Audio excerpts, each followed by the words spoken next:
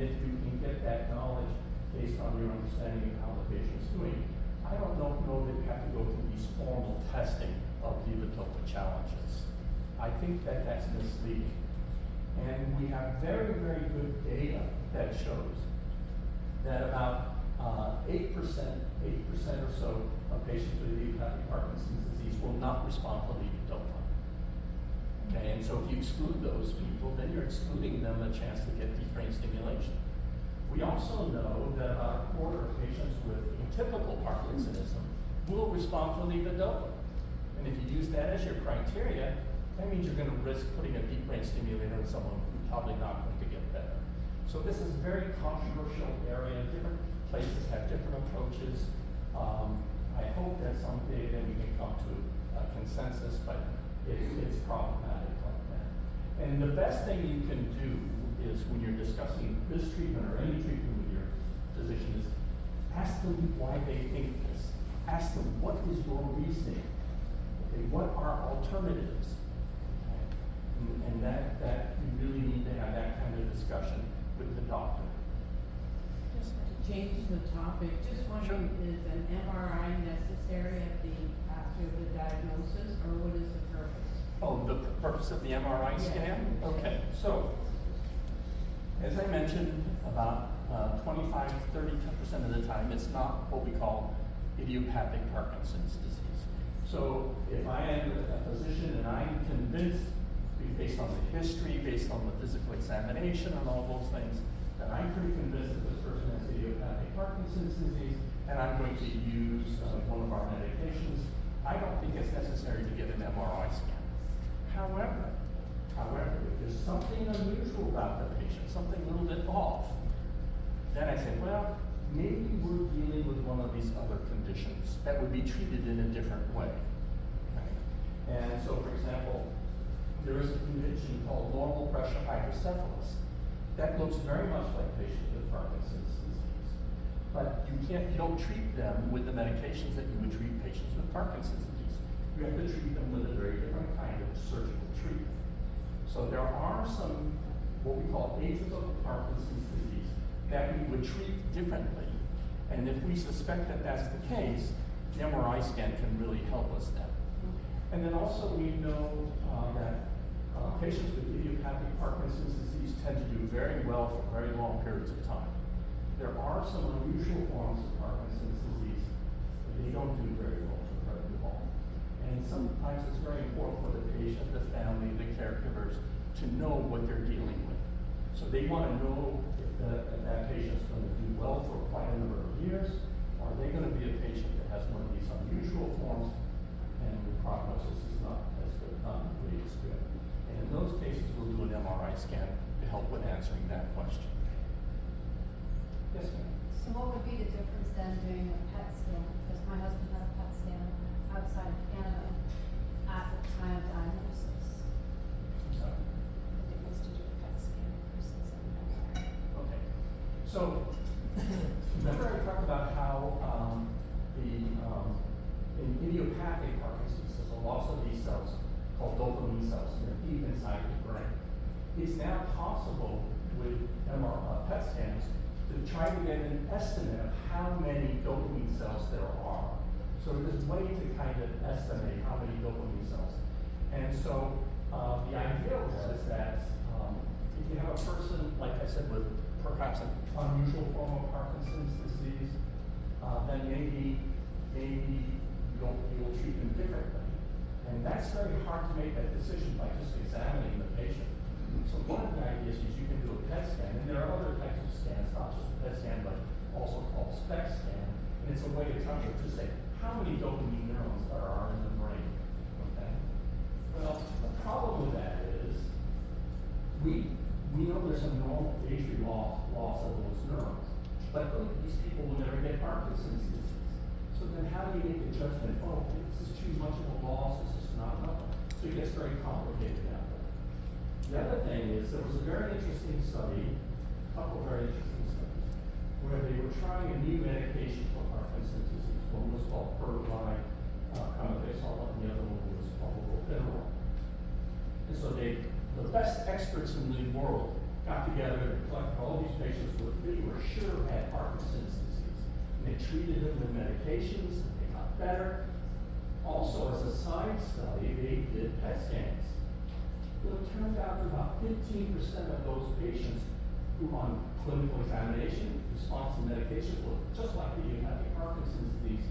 About 15% of them had normal PET scans. Okay? So it's a complicated issue. Not all tests are sensitive enough.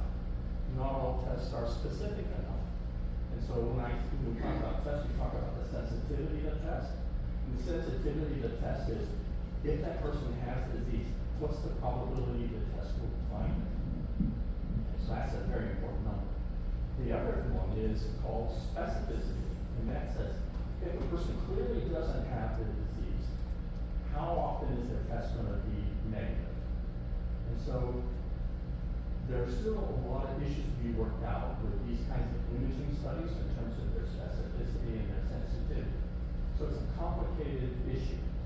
I think in situations where you're not quite sure and different, and you may treat the patient differently, depending on what you wind up making this final decision, but then you may want to get these kinds of additional information. But for most patients, if you're talking about using a medication like levodopa or the dopamine agonist, like Pixar or pill, it's just very, very well tolerated. And so, as a neurologist, I say, well, I can do all these fancy tests, but if that means they're going to mess up on our patient, they're not going to give me the right answer about the patient, then I don't want to be in the situation of denying them the medication. And so, sometimes if you say, well, is this test going to really make a difference in terms of what you do? The answer is yes. By all means, you do the test. If that test is not going to make a real difference in terms of what you're going to do, why do the test? So I talked about these atypical Parkinson patients. About 25% like progressive supranuclear palsy, multi-systems atrophy. Okay. A fair number of those patients will do well with levodopa. So if I have a patient in front of me and I'm not sure if they have idiopathic Parkinson's disease or they have multi-systems atrophy or they have progressive supranuclear palsy, I'm going to try to levodopa anyways. And I'm not going to base that decision on what their PET scan might show or what their MRI scan might show. In other words, it comes back to the fact is that we now have so many options. It's now complicated. It's complicated by making a choice of what we can do to help people. It's complicated by what the harm you may do to the patient. So it's become a very, very complicated business compared to when I was a young medical student back in 1974. Oh, I'm showing all of that. Yes. My husband has just recently been encouraged by his neurologist to look at Violet, which is introduced into the body by pump. So he doesn't have a wearing off period at the end of the time period that he takes. He's been on the oral medication 12 years successfully, but now finding that wearing off period. I just wondered, I know it's not been out of trial very long, what your take on that is. I didn't. Can you just repeat the name of the medication? It's VYALEV, Violet.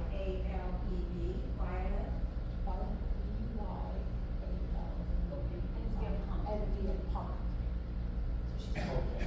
And through a pump. Yeah, like the Is- diabetic pump. Is the pump underneath the skin or into the abdomen? The abdomen. Okay. Okay. So, one of the amazing things about, I'm going to talk about levodopa because that's really kind of the benchmark that we use. Okay. So we know that if we give somebody levodopa, it hangs around in the bloodstream for about 90 minutes. By 90 minutes, half of it is gone. Another 90 minutes, half of that is gone. So it doesn't last very long. But if you have a newly diagnosed patient with Parkinson's disease, they can do well taking the medicines 2-3 times a day. And you say, how is it possible that taking the medicine at 6 or 8 hour intervals, they're still doing so well when we know that it's gone from the blood in about 90 minutes? So it's a very complicated situation. It turns out that the brain has a way to take up some of that levodopa and store it, and then as it's falling in the bloodstream, it's really stagnant. The point is that people will vary a great deal on how long they benefit from the medication. So if you give them one dose, how long are they going to be good for? What we find is in patients with Parkinson's disease is that their duration of benefit gets shorter and shorter and shorter. Okay? So when they're first diagnosed, they can go 6 to 8 hours between doses, but as the disease progresses, as the ability of the brain to store these medicines gets less and less, their response gets shorter, shorter, and shorter. Okay? At the same time, their responses are lasting less and less and less. They're becoming more sensitive and developing involuntary movements and other kinds of complications. So what I tell patients with Parkinson's disease is that over time, it's like your gas tank is getting smaller and smaller and smaller.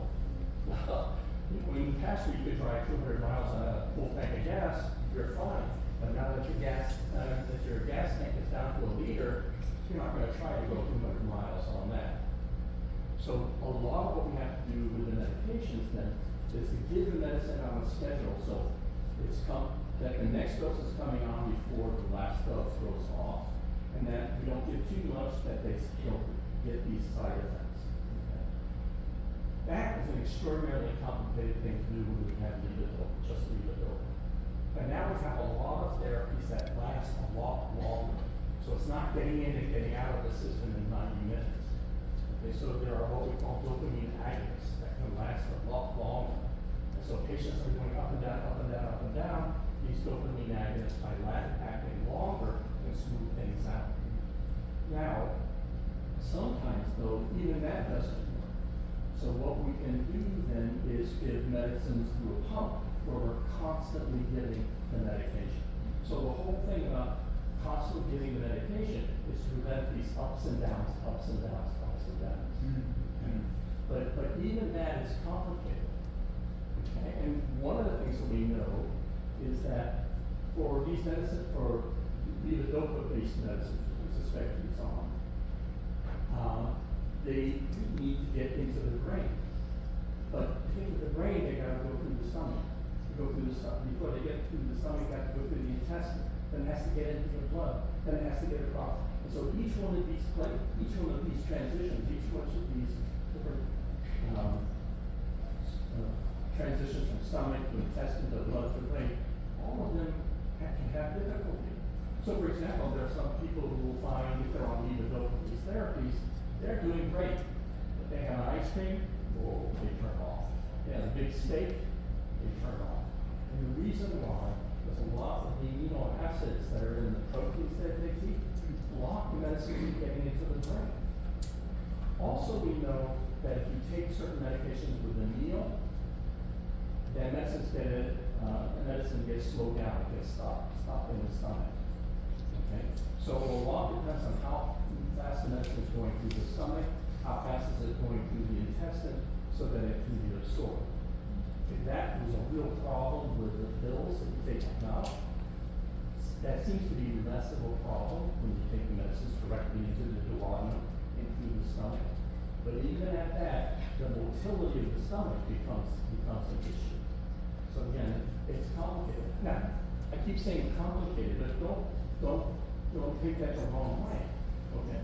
Complicated, yes, but it's manageable. It can be managed for the majority of patients.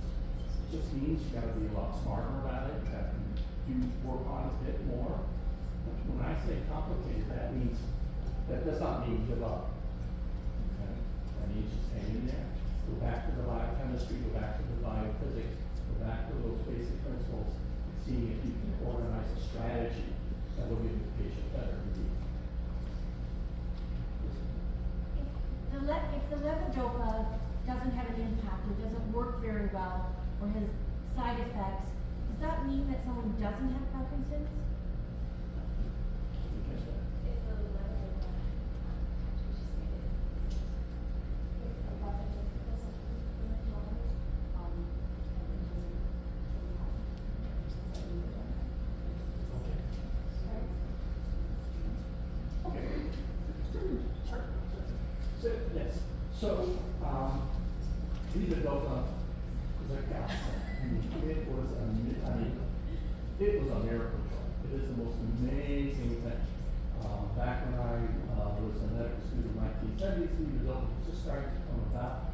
And so you would see patients that were in a wheelchair or in a bed for years, and they got up and you gave them levodopa, and they would get up out of the bed and walk around. It was amazing, absolutely amazing. I don't know how many of you have seen the movie Awakenings, but it's a story about a form of Parkinsonism.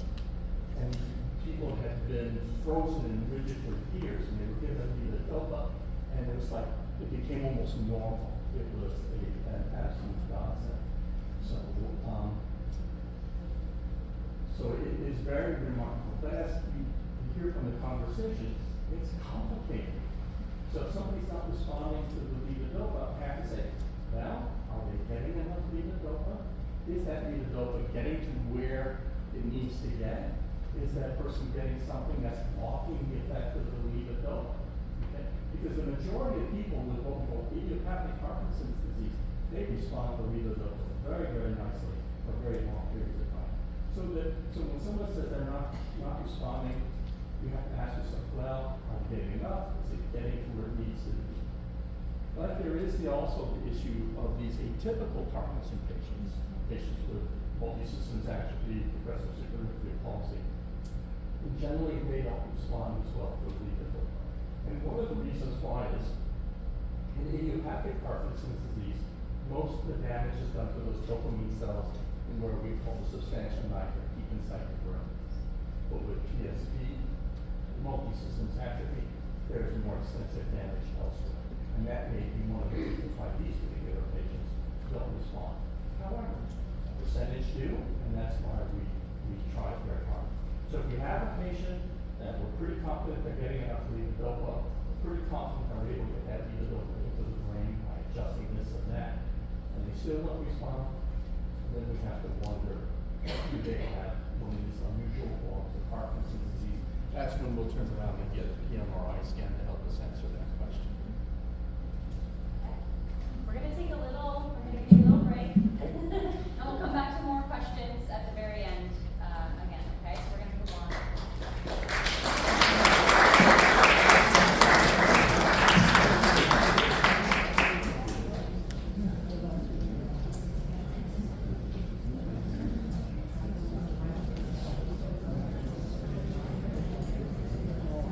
So thank you, Dr. Montgomery, for that insightful and thought-provoking discussion.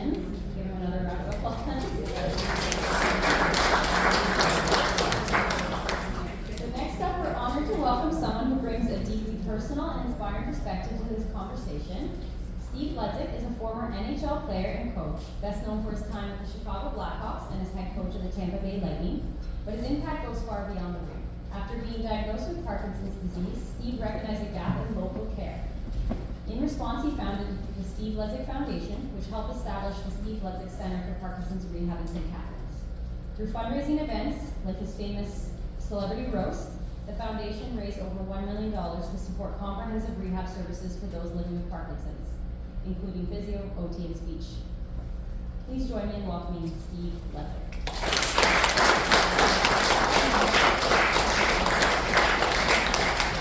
Thank you, Lisa. I see a lot of familiar faces here. And I have to tell you, listening to the doctor, I'm wondering why my hands are shaking so much today. I missed 2 of my feedings, just where I did a radio show and I come here and I'm down with you. I'm going to ask the guy who was my trainer when I was 16 years old in Niagara Falls if he could come up and hold my paper because my hand's shaking so bad. Can you do that, Ronnie? Boy. This was my trainer when I was 16 years old. Let's give him a hand here. He's got enough on us to lock us up for years. I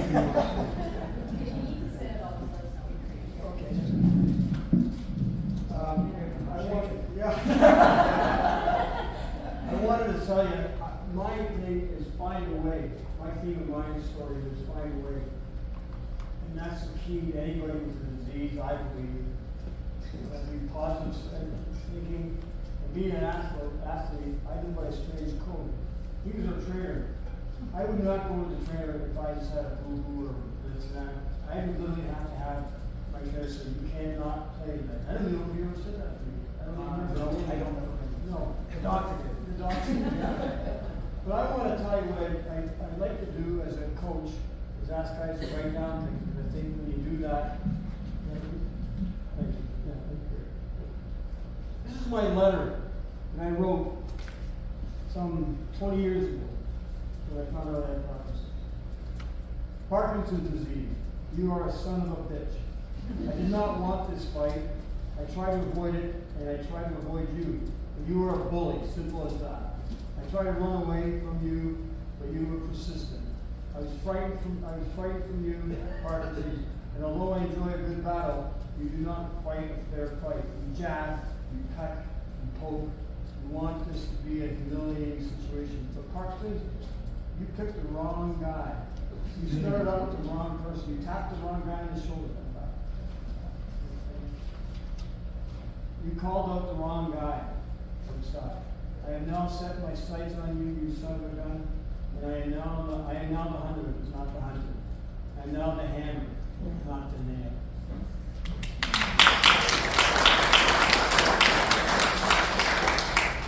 I was 40 years old, coaching the Tampa Bay Lightning. I'm 64 now.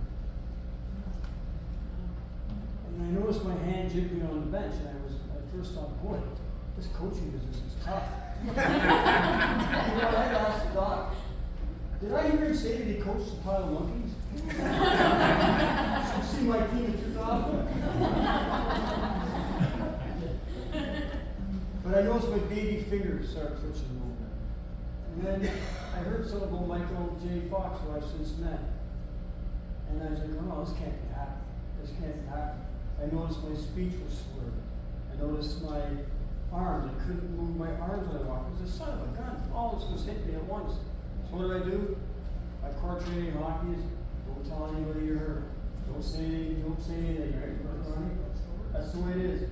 And by the way, coaches with Parkinson's disease are not in high demand. I did something that was chasing me, and I had to admit to myself I had to get back at Parkinson's.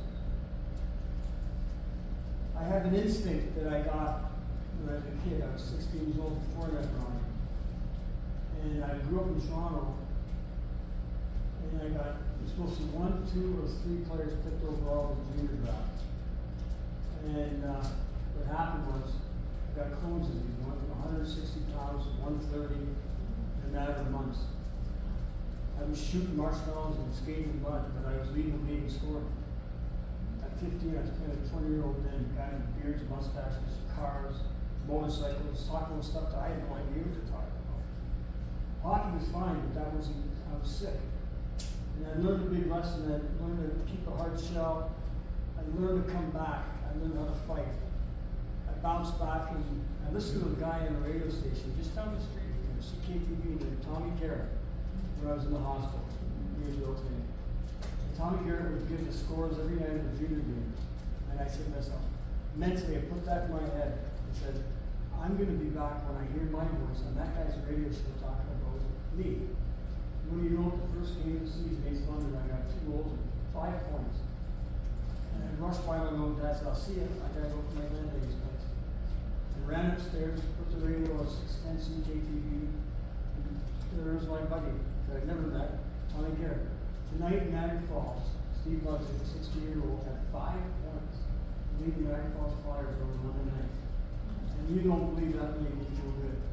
But when I got diagnosed with Parkinson's, I had this experience with me, and I always took things as positive. And so I said, hey, you know how to fight, Steve Bugsy. You know how to come back. You know when everybody gives up on you. You know how to fight back. So my thing was find a way back and forth, any which way.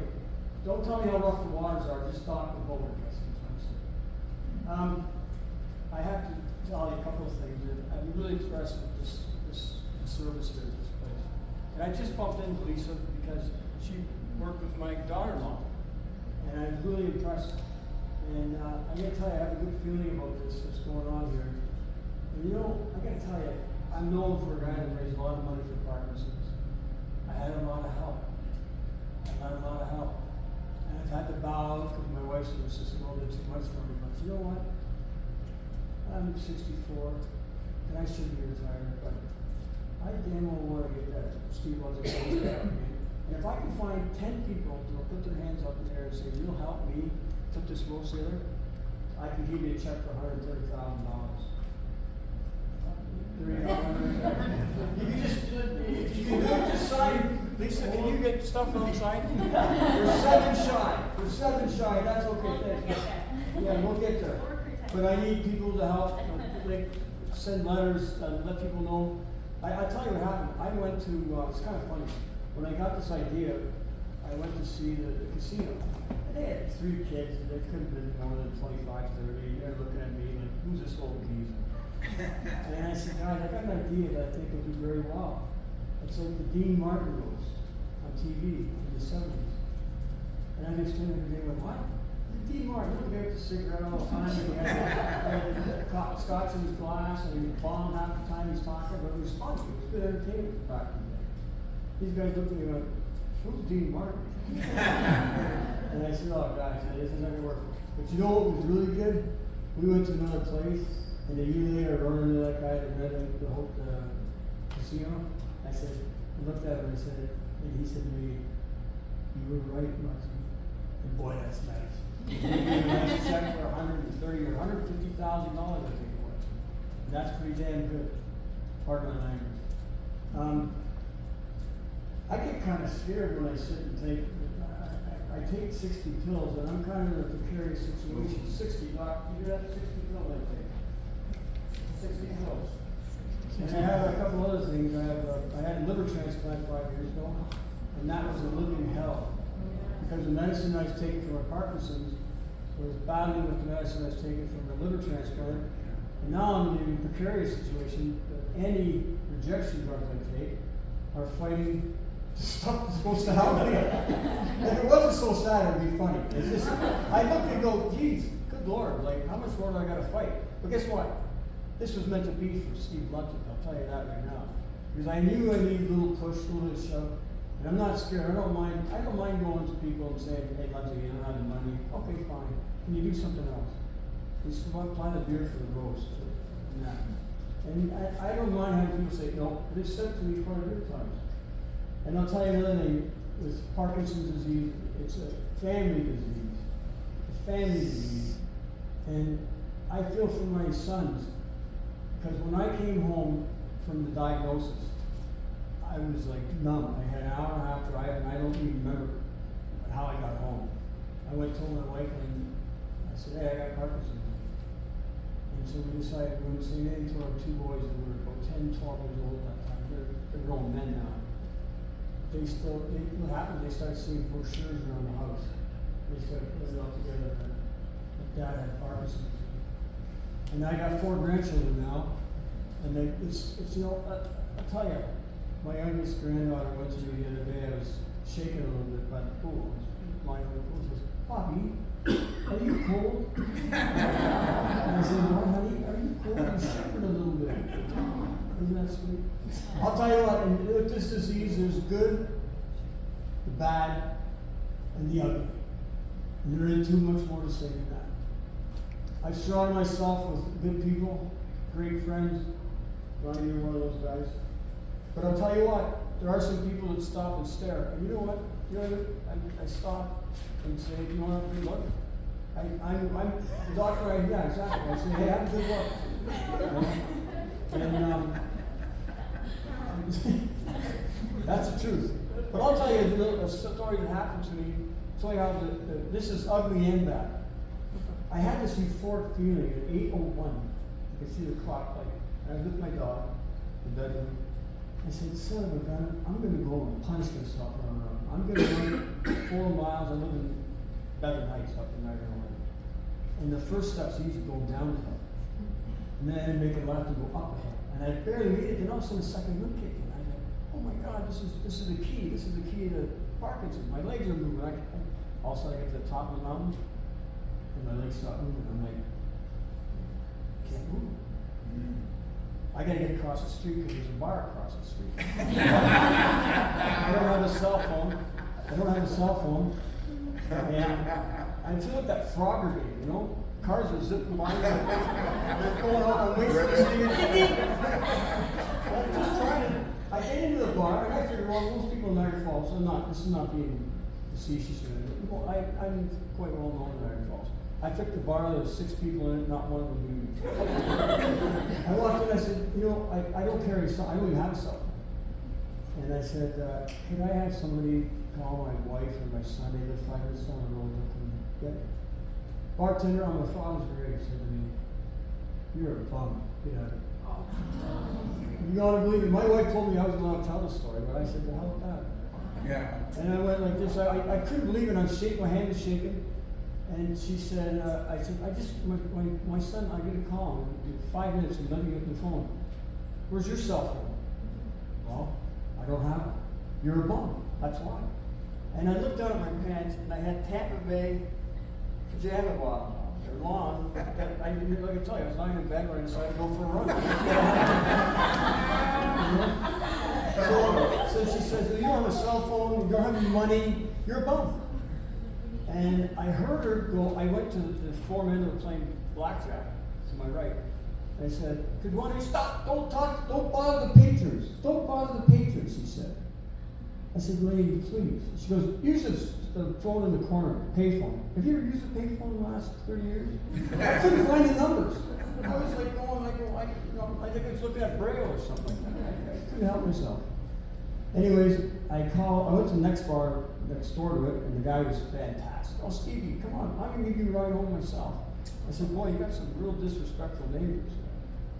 And then anyways, my son came home and said, don't tell Mom, but what do you think? They get home, he goes, Dad got in a scrap, Dad. And the bartender was bothering him, it's a woman and this and that. And my wife went from this cool calm, give me this guy, and this woman, right? We go down there, my wife, my son, both sons, and I kind of said, man, I can just imagine what's going on in that bar. And my wife went to the lady on the counter and goes, you know, I hope you never have a person that's sick or disabled in your lifetime, because you just made the biggest mistake in your life. That's a disgrace. And folks, I avoid telling people that story very much, but that's just not human, is it? And that's what we call the ugly. The good is when you're able to see what's going on here, and all you people banding together. Look, my hand just stopped. And feeling the good feel, because we all know inside we feel the same way. We all have the same goals. I'm sitting listening to the doctor, and this doesn't look very easy, but I know he's telling us this medication, facts. And you know, with me, being a hockey player, you have that old code.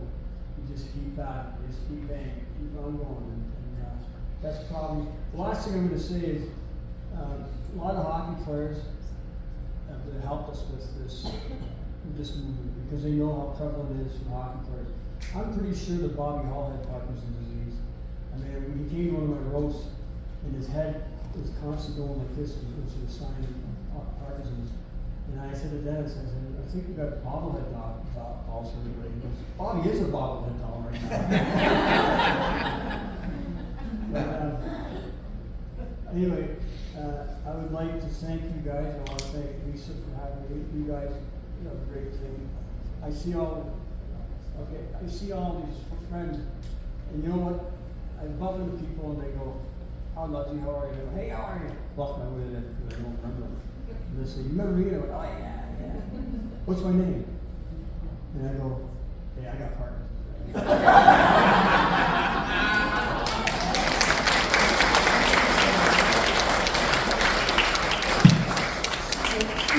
He's not lying. I've known Steve since he was 16 years old. When he showed up in Niagara Falls at 159 and a half. 159 and a half at training camp. I tried to beg him to put 160 and he said no. But the thing that I've noticed more than anything for his whole journey has been his wife. Mary Ann has stood by him through thick and thin. It's been unbelievable to watch through your liver transplant, through everything that you've been through, raising kids, even as a hockey wife. That is enough in itself to see what it's like. And when I look out in the room right here, I see couples. I hear wives saying, my husband. I hear the questions are based on making their relationship better. by making those choices and working hard at it. I've watched this couple, she's not here today, but I mean, it is something to behold if you could ever see how much work she put into this. And I think that's why you are. The real story about that is, and I don't tell many people, but I came from Toronto to Niagara Falls, and I was at school, we were late getting put into school, and this beautiful blonde girl came down for 8 months in the cafeteria. And I went, look at that girl right there? That's the girl I'm gonna marry, right there.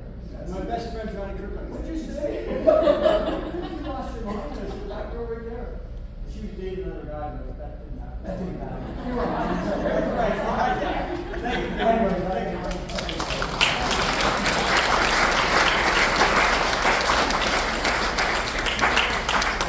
Thank you so much, Steve. Thank you very much for coming and presenting to everyone. Very entertaining. We are going to move on, and we'll come back to questions for the remaining panelists at the very end if that's okay with everyone. Next, we're going to welcome Dora Ford. She's our physiotherapist here at LV Physiotherapy. She specializes in neurological rehab, and Dora is certified in PWR, so Parkinson's Wellness Recovery, and is passionate about helping clients who use movement as medicine to stay strong, mobile, and independent. So please welcome Dora.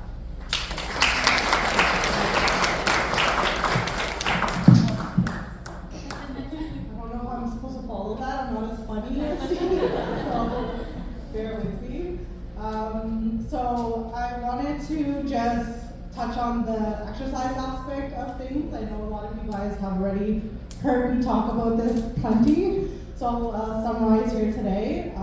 So the biggest question people ask is, why does exercise even matter in Parkinson's? So as Dr. Montgomery was talking, Parkinson's affects the brain's ability to produce dopamine, which affects movement, coordination, and balance.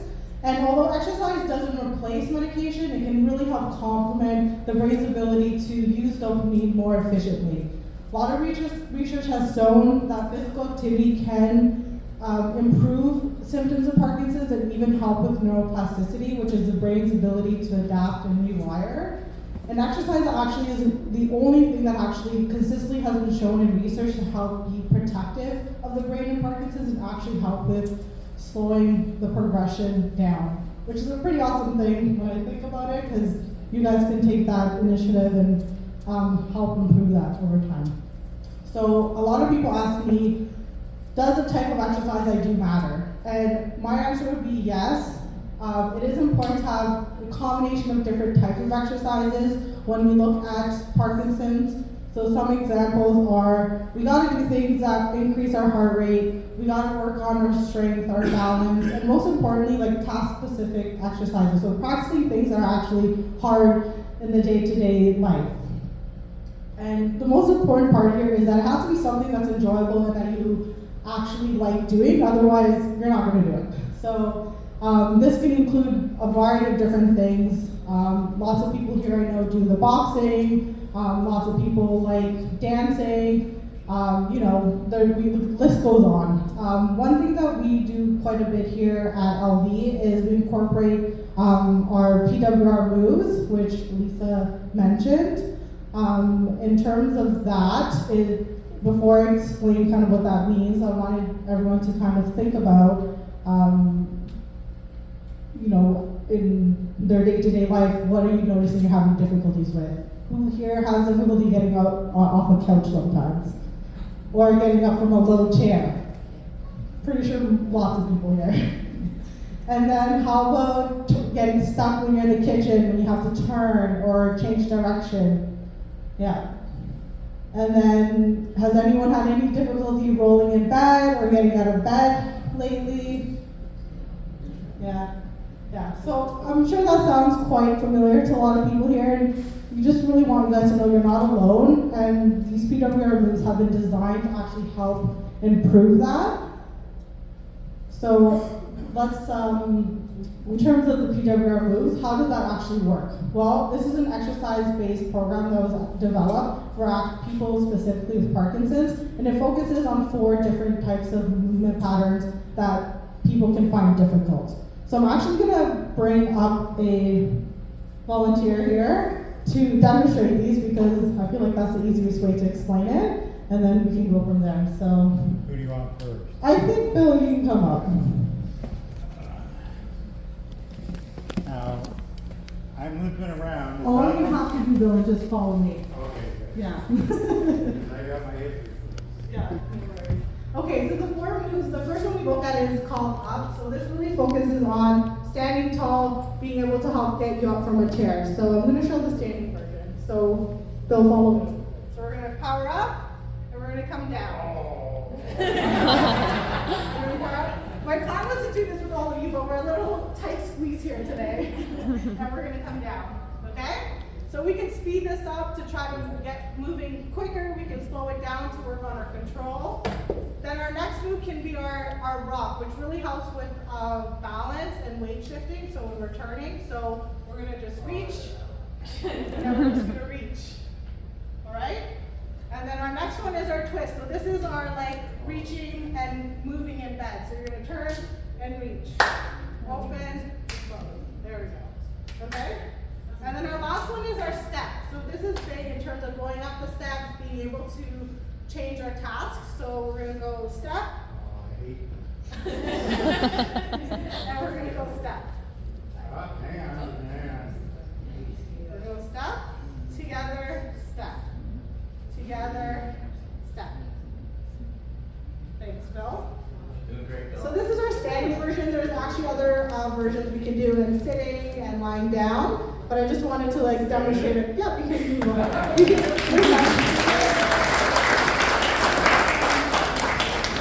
So these aren't just exercises, they are really designed to help with tasks with our day-to-day life. And I wanted everyone, and we can also use cueing, so a lot of the time we can use visual or auditory cues to help with like improving function. So I'm actually going to grab another volunteer to show you some of the cueing that we can do for walking. So I'm going to get Mike to come in this nice runway in the middle over here. Welcome, Mike. It'll take me a bit to get moving. So come right in the middle here, and we're just going to get you to walk down the runway. You can give us a pose at the end if you need.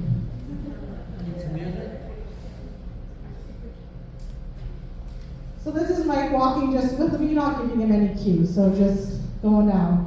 So other Mike over in the back there, bring over the ladder. You can just stay there for a second. Yeah, yeah, you can have a break.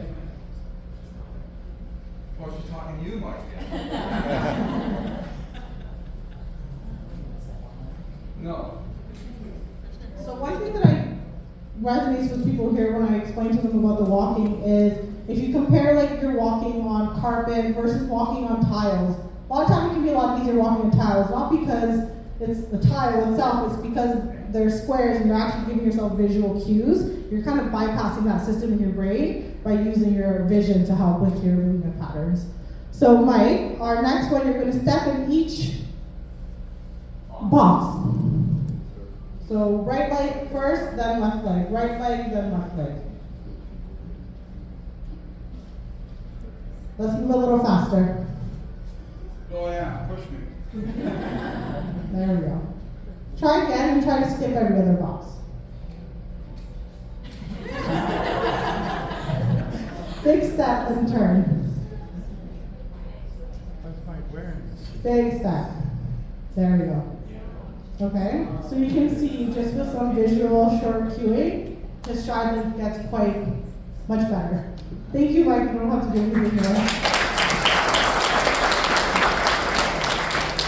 So those are just very simple things that you can do. Even as caregivers, I always recommend keep your instructions short and sweet. Most of the time, our spouses don't like to listen to us anyways, so let's keep those instructions short. They do help. And you can even use visual cues, especially when there's some freezing happening. So in summary, I just want to say here at LV, we do offer one-on-one sessions to help with individualized programming that incorporates these moves, but also other types of exercises and things that are important to you. We also do group sessions that incorporate that as well, because we find the social aspect of this is really important as well. So in closing, what I wanted to say was there's no one size fits all when it comes to Parkinson's. It's very individualized, but movement is a powerful tool that we can use and is a great starting point. And you may not control your diagnosis, but with the right support, you can take control of your day-to-day life.